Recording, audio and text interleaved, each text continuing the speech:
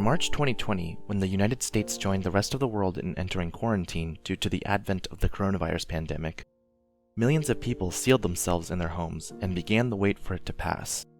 Thus began a period of time, one that is still ongoing for many, that completely shook up the foundations of how many people lived out their day-to-day lives. It became the norm to do everything at home. People ordered groceries online, worked from home, met friends online, and took classes from home. However, many other people did not have the option to work from home and had to continue to commute to and from their place of work every day. And so, while they had to go to work as if it was business as usual, their lives were fundamentally changed as well, constantly having to risk exposure to the virus.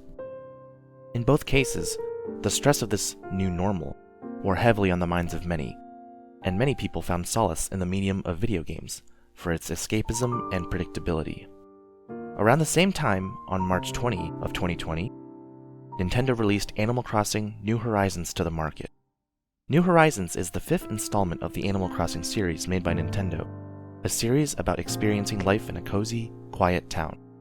It seemed to be exactly what many people needed during this stressful time, as it quickly dominated sales and conversation across various mainstream media outlets and the social media landscape. For such a quiet game, New Horizons exploded onto the scene with a loud bang. The game is the best-selling Animal Crossing title in the series' history, and is also one of the fastest-selling Nintendo Switch titles ever, selling over 31.18 million copies by the end of 2020, which is nearly half the number of Nintendo Switch consoles sold. For a game to sell that spectacularly well, it must have very widespread appeal for many different types of consumers, from hardcore gamers to casual gamers alike. These games seemingly contain mundane, repetitive tasks to complete, are rather slow in gameplay pace, and don't seem all that exciting overall. What parts then of its appeal helped it to reach the screens of so many and become a cultural zeitgeist? In this video, we will analyze what makes Animal Crossing: New Horizons, and games like it, to be so popular, especially in recent times.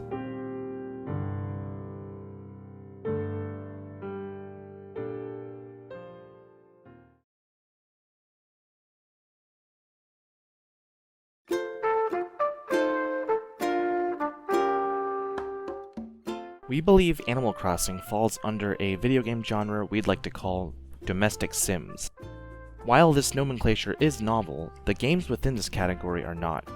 Familiar titles include Stardew Valley and Story of Seasons, formerly known as Harvest Moon. In this video, we'll mainly be focusing on these three big titles, though there are many other games that also fall under the domestic sim category, like Castaway Paradise, Little Dragon's Cafe, My Time at Portia, and even Farmville on Facebook, though it's now discontinued. So what exactly do we mean by domestic sims? These games are domestic in the sense that the gameplay of this genre generally consists of environment management through menial yet engaging tasks. They are also simulations rather than role-playing games, because most RPGs tend to be dramatic, fantastical, and plot-heavy, while the games within this category have minimal plots and are rooted in reality even with small doses of fantasy. The player's character is usually human, and the fantastical elements are not a main feature of the core mechanics of the games. Having a minimum narrative is a significant trait shared by the games we consider to be domestic sims. Rather than being the focus of the game, minimal plots instead serve to explain the settings of the games, like why the player is developing a deserted island, and to give players motivating goals to play toward, such as restoring the community center. Minimal plots also allow for more freedom. Domestic sims can be played in any manner players prefer, whether they choose to quickly grind out progress or to take things nice and slow. The heart of domestic sims lies in two main aspects: cultivating the player's personal environment and building meaningful relationships with non-player characters, or NPCs. At the beginning of these games, the player has next to nothing and must play to unlock new features and buildings, and make money to buy upgrades and necessities. As the player progresses, more customization options are offered, and they are given greater creative freedom to further tailor their environment to their liking, whether it be designing your character, house, farm, or island. Additionally, domestic sims are predominantly single-player games, though some have multiplayer options. And domestic sims bring a myriad of NPCs for the player to engage with. There is a significant emphasis on player and NPC interactions, and how close the player is to each NPC is often gauged by friendship points. Players can increase the friendship points they have with NPCs by talking to them and giving preferred gifts, but friendship points may decrease if the NPCs are ignored or given a disliked item. Some games, like Stardew Valley and Story of Seasons, include romance within player-NPC relationships and offer a pool of NPCs that the player can choose to marry, featuring romantic dialogue and cutscenes. Again, these two features are the core of domestic sims. Though the games within this category do not all share the same exact characteristics, they all place a strong emphasis on the development and management of the player's surroundings and on player-NPC interactions.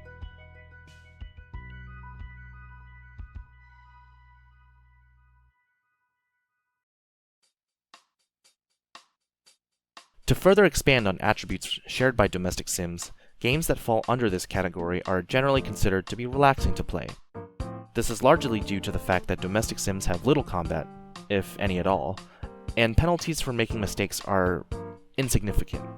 For example, in Animal Crossing, being stung by a wasp leaves you with a couple bumps on your face for a day. In Stardew Valley, not being in bed before 2 AM causes the player to pass out and lose 10% of their gold, up to a maximum of 1000 G. And in Story of Seasons, keeping your animals out in rainy weather causes them to get sick, which can easily be cured with some animal medicine. Because of the minimal stakes of domestic sims, they are low stress and easy to pick up, making them appeal to audiences of all ages.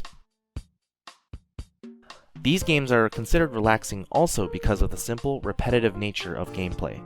Players usually have daily tasks, such as watering crops and feeding animals, and once those are finished, they have limited choices in how they spend the rest of their time, such as fishing, mining, and catching bugs.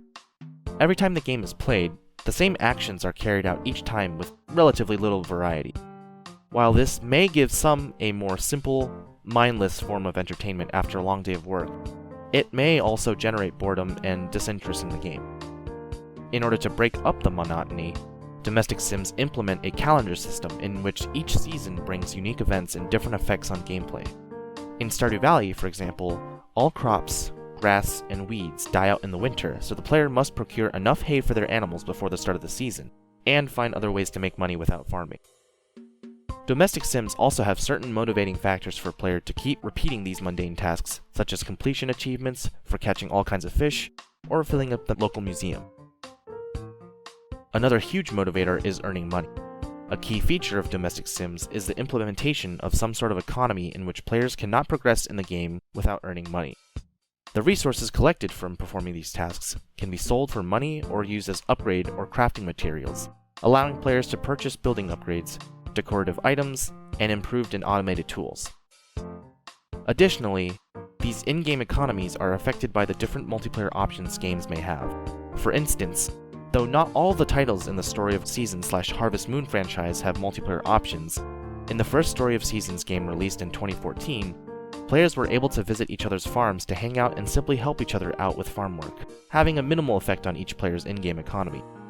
On the other hand, Stardew Valley's multiplayer mode allows 1 to 4 players to share a farm, increasing productivity and earning ability and allowing the players to progress much quicker than in single-player mode. In order to address this economic imbalance, however, the game offers players the option to reduce their profit margins by 75%, 50%, or 25%. In contrast to Story of Seasons and Stardew Valley, online co-op had a huge effect on the economy of Animal Crossing: New Horizons.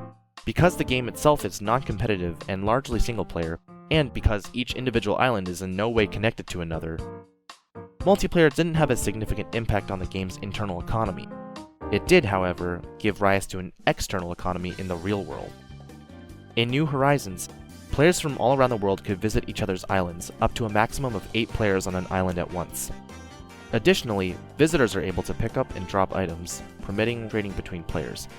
The stock market is a feature of the game in which the player can buy and sell turnips at different price points, and players can buy and sell on other islands to maximize profits. Though it was implemented in all titles of the franchise, the massive popularity of New Horizons during quarantine grew the stock market to heights never before seen.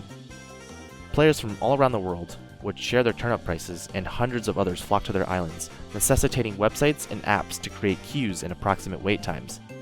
Hosts were incentivized to open their gates by requiring tips, which visitors happily paid in exchange for making millions of bells in a single trip. Essentially, players were able to bypass the slower in-game way to make money through repetitive tasks and instantly become billionaires. This had two major impacts on New Horizons' external economy. First, bells became hyperinflated, plummeted in value, and was no longer the trading currency of choice. The trading community instead coveted Nook Miles tickets, or NMTs, which are used to go scout for villagers and are only attainable by spending the Nook Miles given to players for completing certain tasks. Second, the easy-to-access bells created an avenue for real-world trading. Unlimited bells meant unlimited in-game purchasing power, and certain players would collect furniture sets, crafting materials, and even popular villagers to sell for real money, despite it being against Nintendo's terms and conditions. For hardcore participants of the game's external economy, New Horizons was no longer a relaxing game about being the mayor of a new island. Instead, it became a high-stress endeavor to get an early spot in the queue for the best turnip prices, as well as a high-stakes way to make real money. Fortunately, since each player's island has its own in-game economy and the islands are not connected to each other in any way, the external New Horizons economy had no effect on more casual players who didn't take part in hardcore online turnip trading. These players were still able to enjoy the game in a relaxing, low-stress, and low-stakes manner, as intended. So, to quickly recap, what makes these games so alluring and engaging? A major appeal of domestic sims is the escapism and stress relief they offer through a predictable, established routine, having control over your environment, and a peaceful and relaxing world to live in. It's pretty obvious that these games are popular because they allow players to make their own choices, instead of following a strict narrative outside of their control, unlike how reality can feel at times. You can decorate and design yourself and your farm exactly how you want, with all kinds of plants and animals to call your companions. Bills and goods prices don't accumulate interest or fluctuate beyond your control, and you are not alienated from the fruits of your labor, reaping the rewards of what you put in without a corporate hire-up or middleman getting in the way. And so, players are able to create a new, idealized, somewhat fantastical life for themselves and escape real life for a little while. Now, we will see how these concepts can be played around with more generally while still maintaining the soul of the domestic sim. While games such as Animal Crossing, Harvest Moon, and Stardew Valley are very popular examples of casual life simulation games, and while they most easily come to mind when we discuss this genre we call the domestic sim, we want to dispel that implied notion that domestic sims have to be games about living on and managing a farm in a relaxed, casual setting. Again, we define a domestic sim game to be a game with a general relaxing atmosphere, mainly focused on managing and building both the player's environment and relationships with the NPCs. Any game with these qualities can fall under this category.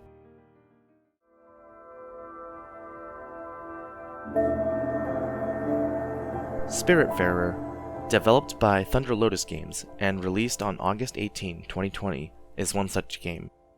On the game's own Steam page, it introduces itself as a cozy management game about dying. As ferrymaster to the deceased, build a boat to explore the world, care for your spirit friends, and guide them across mystical seas to finally release them into the afterlife. In Greek mythology, the god Charon had the job of ferrying the souls of the deceased across the river Styx into the underworld, where the souls finally rested. Spiritfarer has you play as a young girl named Stella who succeeds the aforementioned god and takes on the role of ferrymen of the dead in their place. At first glance, it seems that calling a game with this kind of premise a domestic sim might be a stretch. After all, transporting dead people to the afterlife doesn't seem like it could be a relaxing kind of activity. Where's the farming, or the fishing, or the bug collecting? However, Spiritfarer does actually share many of the same qualities that games like Animal Crossing or Stardew Valley or Story of Seasons have, despite its initial seemingly desolate setting, as we'll see. A glance at screenshots or footage from the game immediately begins to dispel any possibility of Spiritfarer being a grim dark game about death and the end of things. The whole game is presented in a 2D side-scrolling format, reminiscent of childhood side-scrollers that were almost always whimsical and filled with joy.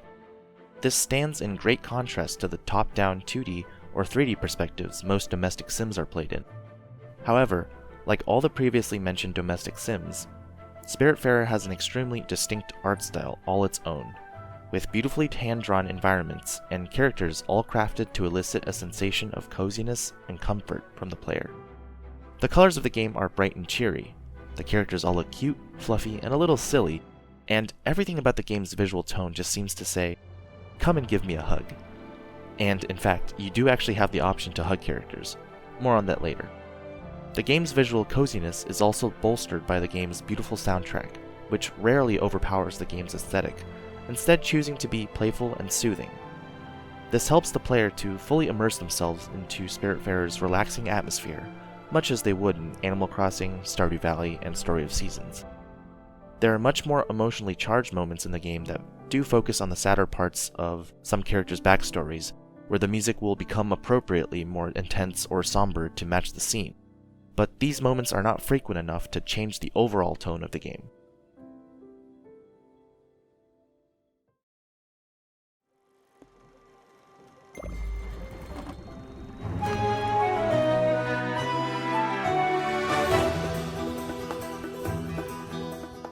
As Ferryman of the Dead, Stella takes command of a giant boat she will use to house and transport the spirits of many deceased people. Instead of a farm, this boat serves as the player's central hub. It is on this boat that the player will rest, expand their base, and cultivate resources. It is akin to your farm or house in the previously mentioned domestic sim games. Stella travels and explores the vast spiritual world on this boat, sailing to countless islands to both search for resources to improve and expand the boat she calls home, and to also find the lost souls of a variety of recently deceased people, whose souls are represented by different anthropomorphic animals. You can sail to various islands to cut down trees and collect wooden logs, which you then can use to expand the boat to fit more passengers, construct new buildings that allow you to perform additional activities such as cooking, sewing, gem refining, and more. Trees eventually replenish themselves on the islands you collect them on. This collection and regrowing cycle occurs for many of the other resources in the game as well, such as with berries, minerals, ores, and such. You are also able to grow some of your own plants for use as food and materials on the vessel as well. For example, you can grow corn for cooking on the ship's kitchen, as well as linen for use in sewing. As a result, there is no pressure on the player to conserve or regrow resources. These simple activities make up a large portion of Spiritfarer's core gameplay at loop, and are a large reason why it can be considered a domestic sim, much in the same way that Stardew Valley or Animal Crossing are. Aside from sailing around on a large ship instead of staying put in a farm or town, the player collects and cultivates resources the same way as they would in those other domestic sims. You can catch fish, mine for minerals and ores, and earn money to pay for things at your own rate without having to worry about annoying things like absurd rent prices or bills. While there is no farmland to organize, the player does have total control over customizing the ship's layout. The Spiritfarer's vessel has everything they need to do their job, and so it can hold every kind of utility building, as well as house all of its passengers. You can construct buildings you choose at your own pace, and arrange them on the ship however you want, using the blueprint station. The path to building a new living space for new passengers is straightforward.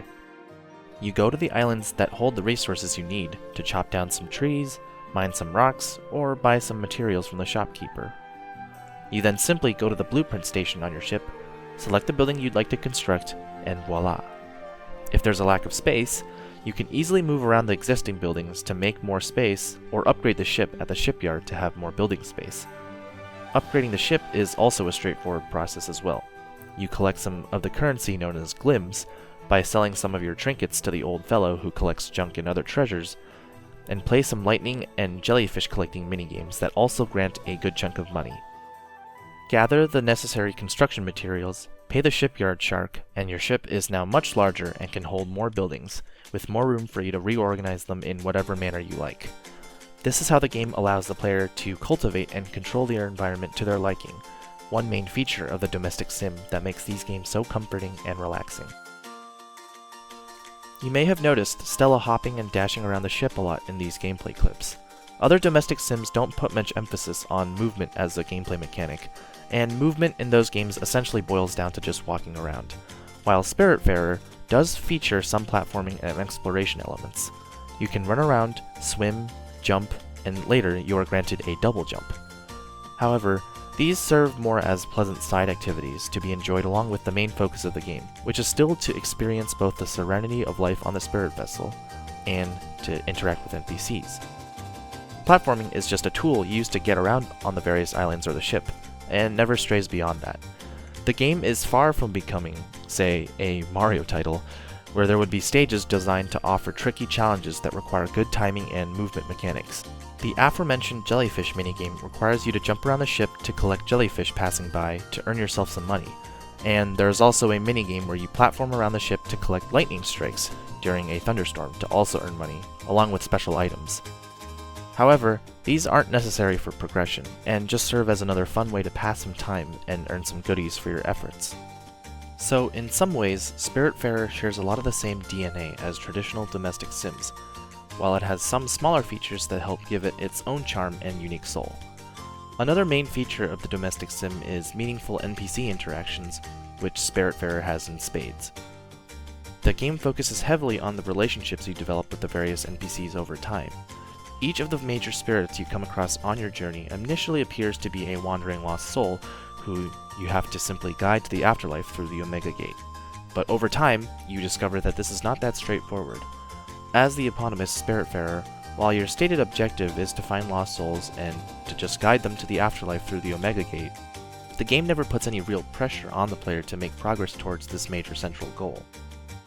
Instead, Spiritfarer nudges the player gently through completely optional side quests offered by the various spirits the player meets and recruits throughout their journey.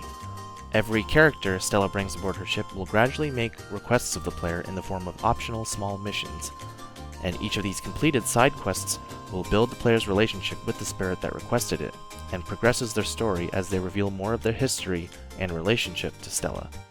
These side quests can range from constructing a building they desire that allows for a new kind of leisurely activity, essentially serving as a subtle tutorial for the player, cooking up their favorite dish, or taking them to visit someone or some place that was important to them in life. For example, one character will request the construction of a sawmill because he's very into construction work and has a DIY attitude, but it also serves to teach the player how one type of material is used and converted into another.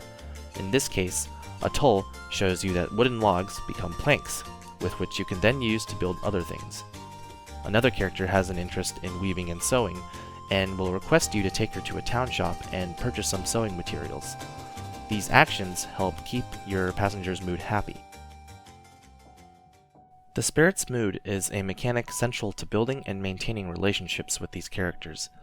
The mood meter is a scale with 5 major checkpoints that determine how sad or happy a spirit is. It's kind of similar to, say, the friendship meter in Stardew Valley. In Stardew Valley, getting close enough to a character allows you to marry them. In Spiritfarer, however, the happier a passenger is, the more convenient perks they provide to you and the ship. For instance, a happy Gwen will go shop for fibers when asked, and a very happy Gwen will also work the loom and produce cloth for you on her own, giving you a nice supply of the material without having to procure it yourself. Atoll will collect wooden logs when he's happy and asked to, and make planks out of those logs in the sawmill if he's very happy and asked to. My favorite is probably Summer's perk, who will play music for your plants and help them grow faster when you keep her happy. Each spirit has the same 5-point mood meter, but they will each provide their own unique perks depending on their moods. The main way to keep spirits happy is through your own actions. You can hug each spirit for a big boost to their morale once a day. It's a cute and simple way to keep your fellow passengers happy. Building a home for a spirit and furnishing it nicely will provide a huge boost to their happiness as well. You can cook a huge variety of different dishes using the various fish, berries, and vegetables you come across in your journey. Each spirit has their own unique taste for food, and will be especially overjoyed when you feed them their favorite dish. And when spirits are hungry, their mood will also go down. Spirits' moods can also be affected by other small factors. One spirit might enjoy rain, while another dislikes it. Atoll does some maintenance work on your ship's buildings when he's happy, and the banging might annoy one passenger but make another pleased to be able to see him so happy. Keeping passengers happy through housing them and feeding them is the main way the game rewards the player for sailing around and cultivating resources. This is the method by which the gameplay loop maintains itself. You collect resources and build up your ship for both your own enjoyment and to keep all those interesting characters happy, who then rewards you in turn for doing so, thus building and strengthening the relationship between player and NPC.